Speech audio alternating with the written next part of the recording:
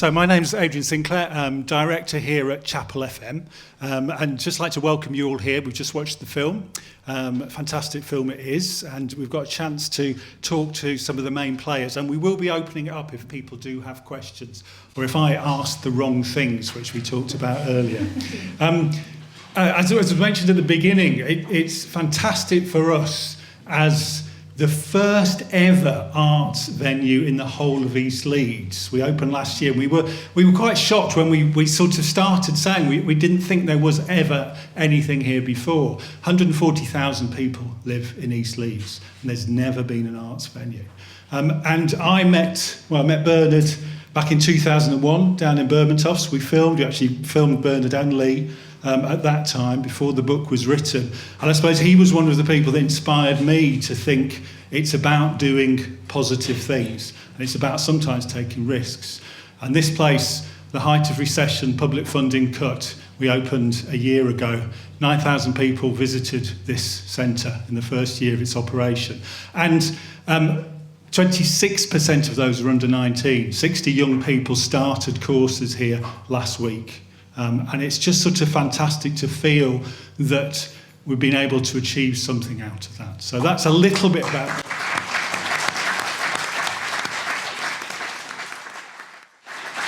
A little bit of an explanation as to why you're watching this fantastic film, the world premiere, in this tiny place where some of the seats don't even face the front. And there's no parking and nothing, and no one can find it. But it's in East Leeds, and for us it's really important to have this here. And also for the Leeds International Film Festival to make such a thing of it as well. I thought I might just introduce people and ask a few questions first, and then sort of throw it open. So please feel free to jump in. Bernard, if we could start with you, because that's where it started, with the writing of it. So Urban Grimshaw, you wrote it back in 2005, or published it in 2005. Obviously, it's the 90s. Is it? Do you see it as a period? It took a year to do it right. It took a yeah. Do you see it as a period piece? Is it something about something that's past, or is it still relevant to us today? I think it's still relevant, really. There's still the poverty out there, still 100,000 children a year running away from home, according to Church of England figures. So I think it's probably still very relevant. Oh, it's the thing of its time, like the cars, and that's really hard nicking cars now, like it used to be. So a lot of things have changed. But it's, still relevant, I think. And for you, really, I suppose, so, thinking, we used to talk about Thatcher's Britain, now Cameron's Britain, what's the message for you that you wanted to write at that point, and hopefully is carried through into the film? Oh, well, it was just that, whether, you can't just let things roll. Like, like I said, my dad would remind us, after the pits club closed down, all the villages were just left to rot, you know what I mean? There were no input, no sort of follow-up, no palliative care for the communities, just left to rot. And the eastern part was the same, it was just no investment for like 10, 15, 20 years, nothing. Art centre out of the question. And what do you think? Nothing. What do you think now? Do you think, in what way have things changed? Well, Labour got in, so things, you kind of get Tories give business a boost, Labour gives the social side a boost. But then the Tories got in again, of course. But I think also just, I don't know really. A lot's changed, a lot stayed the same, really. I noticed you wrote in the book, and one of the reasons that we met was the film that we were making, Toffs, at the time, was a response to Fergal Keane coming down to Lincoln Green. Fergal Keane, and I think you mentioned Fergal Keane, who's sent to the most troubled parts of the world, realised something was up if he was coming down to Lincoln Green, to East Leeds. Yeah. Did you see the book in the first place as a positive response about what the possibilities, as opposed to just documenting the tough side of things? Yeah, I think so. And also, we're part of a group. The BBC were just doing the charter at that time. And there were a lot of activity to get us all online, get the writers writing, get the artists painting, get the dancers dancing, you know what I mean? There was an effort to get us doing stuff. and we got like a little group going, an arts group, and we got online, and there were a lot of input in at the time, which paid benefits. We've just been to Radio Leeds today, and they've got a plaque on the wall, All Together Now it were called. Oh, yeah. And that's about when you turned up as well. And so just things seem to start happening about 2000. And then, of course, everyone got computers, which made everything so much easier. So the world kind of changed in there somewhere, I think. Candida, if we could just move on to you a bit. So I think you were aware of the book when it first came out, but obviously this is 10 years later. Do you explain what happened? Yes, well, I read the book and obviously, like many people, was incredibly moved by it and struck by it, and it stayed with me. And I tried to immediately option the rights, and of course somebody had beaten me to it. So I had to forget about it. I had a bit of contact with Bernie at the time. You probably won't remember, actually. I was probably one of many people. But I was trying to sort of get an idea off the ground. I had to walk away and forget about it. And then it just came back to me.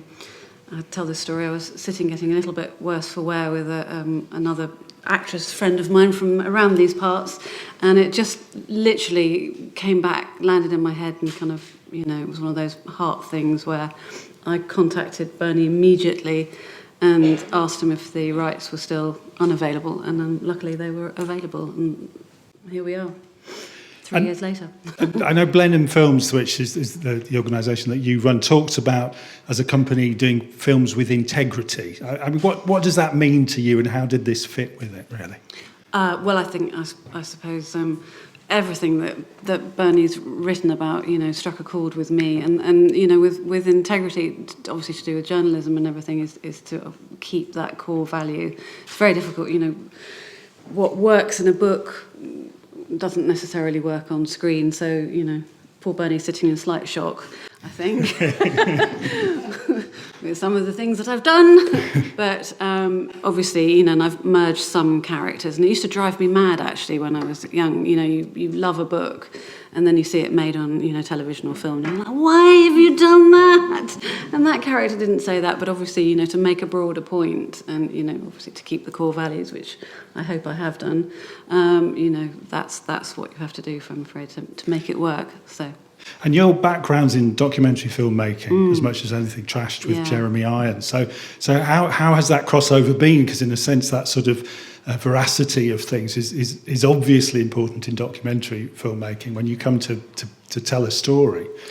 Well, again, actually, I suppose I wanted to keep it as close as I could to reality, which is why I've, obviously optimistically actually wanted to try and film in Bernie's flat until I went and looked at quite how big the camera, and a little bit of track, and then that was the end of Bernie's flat. So we did have to build a set for that, but really use all of the locations. I came up and met the crew. Obviously, I wouldn't have been able to do it if I hadn't had their blessing. So we went and looked at where real Urban Lee used to sleep underneath one of the canal bridges.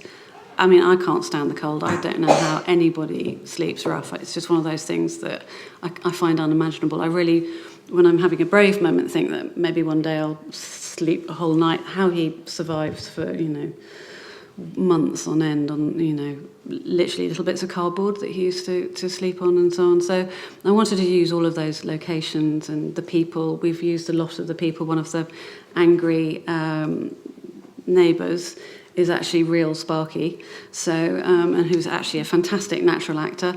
We used one of Bernie's other children is now a security man. We used him for the security. So just keeping it as real as I could, and that I think is obviously feeds back into the sort of documentary background of mine. So. You managed to get a few actors in there, though, didn't you? Yes, I was a bit jammy, wasn't I? Yes. How did that work, though, in terms of being able to... What for you, do you Begging, think enticed usually, them? I think, is... praying a lot. And where's the film got to? Because obviously we know that it hasn't got a distribution deal yet. Is that right? No, this is the first step because it's, me, my husband, the dog, the children, anybody else that I can get. We are a mom and pop kind of, production company. So it's a slower process, shall we say? So obviously the first thing is getting it into a film festival. And we really wanted to launch it in Leeds, so that's kind of as far as my thinking has got so far.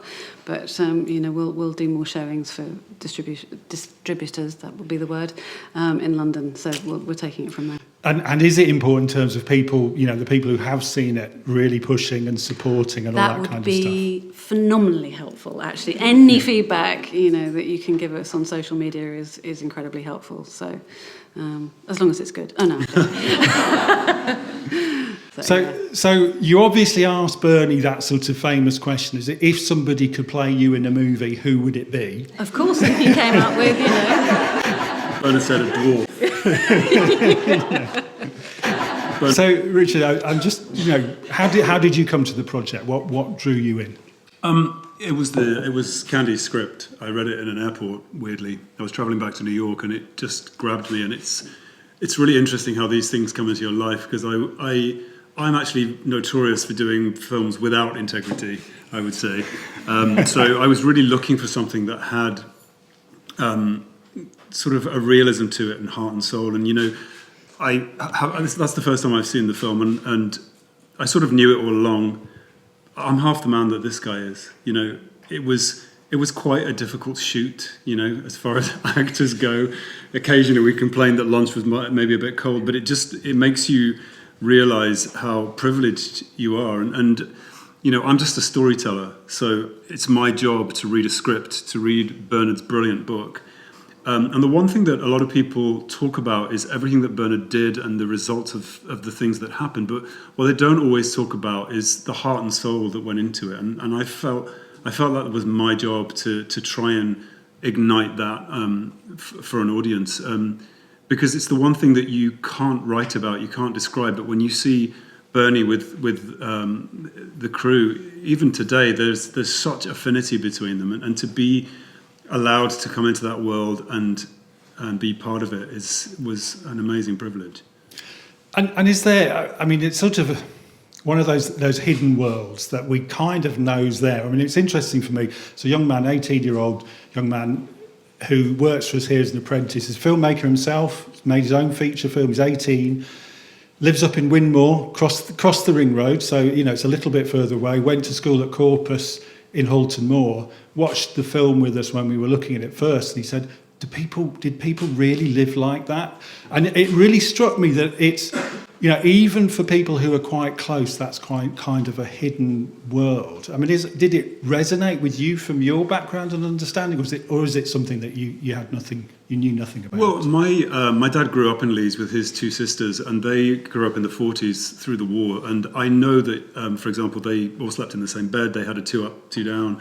There was food on the table. My grandfather worked in the pit, so I heard those stories from my dad. But Northerners are very good at putting up a facade and making sure that everything's okay and just getting on with it. And I feel like you live in the reality that you live in, and it's certainly what my dad did, and certainly with Bernard, I think it's like you make the best of what you've got, and I think it's something unique to the north of England. And actually, seeing that movie and the speech about how the name Leeds came into existence, which I think you should probably cut a little bit of that out. I was bored of myself by the end of it. But it just made me realise how deeply rooted the sort of spirit of the North is in these people. And you've talked in terms of your own acting, in terms of staying with your head in the scene and keeping the character with you. Is it you've talked about Bernie and the sort of respect you have for him. Do you feel that you got into that place? I smoked so many rolls. By the end of the shoot, I really just looked like crap, and I was like and we were naughty because we weren't really supposed to smoke tobacco, but fake tobacco just doesn't burn on film in the same way that tobacco does. So Anna and I would sneak in real tobacco so that I knew nothing about this. No, I knew nothing about but this. It just wouldn't work. It doesn't roll in the same way. But I tell you, by the end of the shoot, I was like, why did you have to be a chain smoker? But it was fun. Hey, I can roll a cigarette whilst driving. Yeah. It was supposed to be originally with one hand, and he can do it. Yeah, you caught me out the first day. Show us how to do it. I went, I might use a bit of artistic license. I think I'd like to throw it open if there are some questions from the audience. You're going to have to wander down here and use this microphone if that's They okay. can shout. Have we got? Yeah, I'd quite like to record it if Oh, we you would? can. Oh, sorry. It's just so we can use it afterwards. So, is there any questions? Can you talk a little bit about maybe the difference in tone between the book and the film? The film leaves a much more positive impression at the end, whereas in the book, I think it's more real. Some people get saved, but a lot of people don't. Whereas I think the film is more positive. Was that intentional, and how did you achieve what's the message of the film for you versus what the message of the book is? Oh gosh, that's a big question. Yes, no, generally I wanted to end on a note of hope. I think it's impossible because obviously so many lives involved in that, and everybody, there are good and bad. Bernie's had success and failure, and that's life, I'm afraid. It's one of those things. There are no easy answers. Funny enough, when I made Trashed, everybody always wanted just, what's the one thing that's going to cure, this, and that there isn't. There are many issues, and I think, it's actually what we wanted to do is start a conversation about these things, and I hope that, I had a very strange experience where I was talking to somebody, at a dinner party who said to me, "Oh, well, I've never met a poor person." Which, if you're still having conversations like that and people not realising what, we've got the tax cuts, the tax credit being such a huge issue at the moment, and, MPs ruling on what they're, 75,000, telling people who are earning 25,000 that they can earn, less. These are things that we all need to, as a society, have a big conversation about, because people really don't know. They do not know what other people's lives are like and can be like, and Bernie actually toned down the book. There are many things that, were in the book that didn't in real life, that didn't make it into the book because people can't take it. So, we need to start having a real conversation about these things. And, 30% of our kids still living in poverty in England. Enough said, surely. Hi, really enjoyed the film. It was fantastic. I'm actually from Leeds myself originally, so it was a lot of the areas that were filmed there I kind of recognised. I just wondered how, after reading about Richard before, how you actually managed to convince him to get into a canal. Don't tell. That's a trade secret. And did he know prior to filming that was going to be one of the scenes? Well, you've had a How kind did of you terrible convince me? time. Well, actually, I didn't know that Richard didn't like water. We did. And we came to some compromises. We did. We found a way of doing it so it wasn't too traumatic. But yeah, But you'd had a run of being in water, hadn't you? I think. Yes, it's a of- running joke that every time a script comes along, it's clean of water, and then all of a sudden a water scene is written in. But this was there from the beginning. I just flicked very quickly through that part of the book, and hoping that I would cut it. yeah. You did.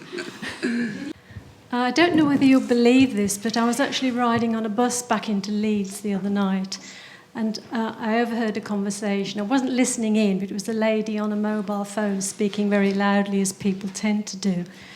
And believe it or not, it was actually a social worker who was talking about a similar situation with a young woman who'd gone missing with a boyfriend down in the south somewhere. And she was in desperate need of money. It was the weekend, they couldn't get hold of anybody. I don't know what was going to happen with that young lady, but just to say that these things are still happening. My question is, I've seen a lovely picture of the real Urban on Twitter, and I'd love to know how he's doing. Is he okay? Yes, so. It's up and down. But he's spent 10 years working in the Grand Theatre, and his works in sort of crewing live events, building stages. One of my proudest moments were after the events of the film, the Elton John concert down in Hatfield. The Michael, who does the security, he's got a company now, he trains security people. He were doing the security, crowd safety. Lee were running around in a buggy in charge of building the stands and the stage. So there were pretty much 30,000 lives in Shed Crew hands that night at the Elton John concert. And everybody went home safe and sound, I'm pleased to say. But I think the point is that a child that went through what he went through as a youngster needs, we need to stop. We need to be able to give them proper help. That's why I love Action for Children. Been a fantastic organisation, really, really practical, sort of hands-on, useful things that they're doing with kids. And the point is, obviously, we want to, help that and stop that happening again because, Lee hasn't had enough help. No. And that's the thing that is needed, really. Well, Action for Children are brilliant. I also take an interest in rehabilitation and that. Addiction, really, I think, is the big problem that most of them have faced as adults. The problem's been addiction, and the cure for most things has been parenthood. As soon as they became parents, they all sort of changed and grew up, one by one, bit by bit. I'm from like a diddy little market town about 50 miles away from here, and I tried to read the book but couldn't get past page 70. I found it quite It's only 75 upsetting. pages. Yeah, I tried even reading the last pages to encourage me, but I couldn't get past page 70. I found it too distressing because I thought I grew up 50 miles away and couldn't deal in my head with what was going on so close by. Also, I'm a Pads brat. My dad was in the military, and I'm actually in the army as well. And what I was going to go back to the politics thing, because we're supposed to be neutral. But most of my adult life, I have stayed always towards a Tory until recently. And like you said, Candida, about it's very well for the politicians to have their £75,000 salaries and tell somebody who 25 is quite generous, actually. Yeah. And I know people around here that up home that live on 12, 15 grand a year. How they do it, I don't know. I don't think it's the possible. Other thing I'm getting to is, because I'm military, we've got a lot of military charities out there now. Help for Heroes has raised hundreds of millions of pounds. Walking with the Wounded keep doing stuff. And your Action for Children, and there was another one, your cyberbullying one, because I'm also an EDA in the an Equality and Diversity Advisor in the Army. I'm starting to get the impression now that the government, especially the current one, are relying on charities to sort the funding that they're putting in their own bank accounts, and because they do not seem to have a realistic outlook at what is really going on in the world. And I say that from a military side as well, because I see it with my junior soldiers. I'm fortunate, I'm sort of like middle management now. But I see with my young soldiers, they're looking at having tax credits cut from them, and they're supposed to be on a steady, continuous income. But is that what you think, that they're quite happy to rely on the charities to pay for things now? Because that's the impression I'm getting. I'm sure we could have a very long conversation about this. But yes, I think I would agree. I mean, again, why I liked Action for Children in particular was because they seem to be doing very, very practical things, and you could see those things happening, which, is very important. But it's also the things that Action for Children do are so innovative as well. And one of the things that's I think is really important is providing a support network for the carers, because without that, then all you're doing is throwing money down a pit. And I think it's all about imagination. But I think you're absolutely right. I think while the government can rely on people to be generous and dig into their pockets, and social media is great because it does raise awareness and people do donate, and you can create a kind of great pot of money, but it's a little bit lazy on the government's behalf, and that's being kind. Yeah. Okay, I think we've got one more down here. You want another one? Well, the first one was quite good, wasn't it? So we'll let her have one last one. Sort of another one. Thank you. I just wanted to talk briefly about the children who worked on the film and the child actors. I suppose, probably rightly, that they hadn't been exposed in their lives to the hardship of the kids that they played. How did you see their awareness change? And do you think, following from maybe their experiences, that actually we should try not to keep kids apart from these realities and make them aware that there's kids out there living very different lives and get them to interact? It's all about the separation. If you can talk to us a little bit about the experience the children had. Thank you. Yeah, absolutely. No, I mean, I was very conscious of the fact that actually most of the kids that I used were not aware of any of those things, and in fact I can see a mummy just behind there who we had long conversations about it, and we had to handle that very carefully, and I left it up to the mums actually if they wanted to let their children know any more about the script, or sort of how much they should and shouldn't know, because I didn't think that was up to me to do. Sorry, what was the other part of the did they have any experience? What did they think about the lives of the children? Well, actually, I mean, let's ask. This is Oscar Rogers' mummy, just behind here. So, who played little Sam? Sorry. And they look kind of alike. Yeah, Sam's mum. That's definitely Sam's mum, isn't it? Yeah, it's a difficult one. I think Sam was probably Oscar. Sam's was probably the yes, youngest, Oscar the youngest, wasn't he? Yeah, he was. And I know when he read for the script, his agent said to him, she said to me, you really need to look at the script. It's really, we advise 13 and above. So I had a look a little bit and I thought, oh, crikey. Well, right, okay, he won't understand any of those words because they had to read the poem. No, I didn't understand the words, so I thought, well, he's not going to understand the words. So I thought, well, he's fine. He's a very mature boy. So, and he knows the difference between acting and not acting. So he read for it and was delighted. First thing he'd read for, and came back and said, they want me to read again. And it was all so very exciting. And then he had another script to read, which was 10 times worse. I think it was Urban's, wasn't it? And I was thinking... and the whole room was looking at me, are you going to let him do it, are you going to... And yeah, there was backlash when I did say, he's in a movie and he has to swear and it's about this, that and the other. And of course the middle class friends that I have were quite mortified, and I think that they did judge me and say, crikey. And I said, well, I'm his mum and he can do it. And he did it. There's been no repercussions, I'm glad to say. No swearing at school. no. And he had a lot of... we all went to a meet and greet to start off with, and obviously all the parents were thinking, oh, crikey. And there were a few shocks in there, weren't there? When the dean realised that, oh, gosh, she has a baby. I have a baby. But no, it was handled really, really well. There was lots of, not counselling as such, but there was lots of sort of, the chaperones were good, but also Candy in particular, kept talking to them and saying, obviously, when you come to act, you're this person. When you go home, that's it. And it was really, really good. No problems at all from Oscar. But interestingly, you did the interviews at the end, didn't you? Which I'm dying to see. Yes. With questions. And the question for I think it was for you, Bernie, about what do you think? Because I just said to my husband, I know the answer to this one.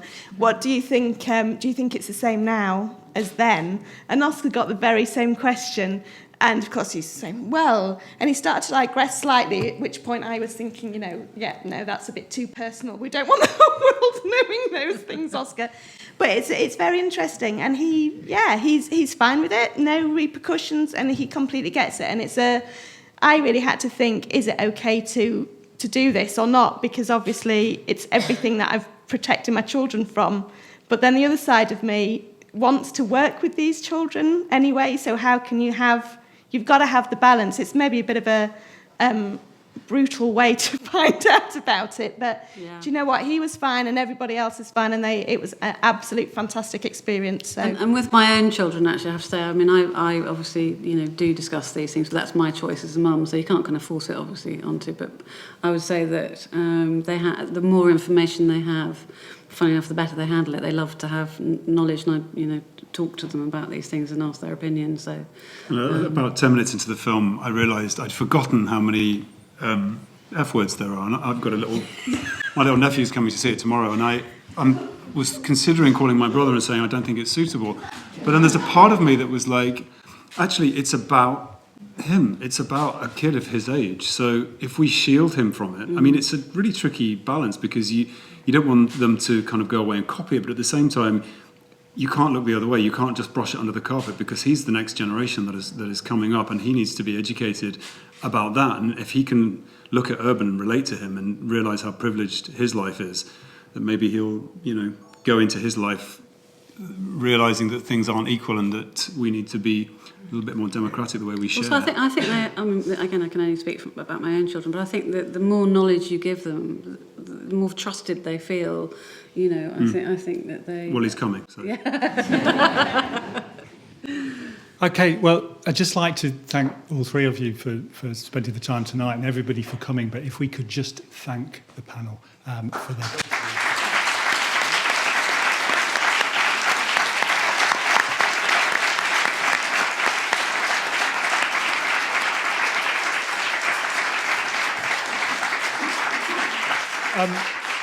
I don't know if you have to rush off. There is still cake downstairs, probably some tea and coffee. Pay what you can, as always. And just ask if people could, we are in a very residential neighbourhood, so as you leave, if you could do that quietly, we would appreciate it. But thank you once again.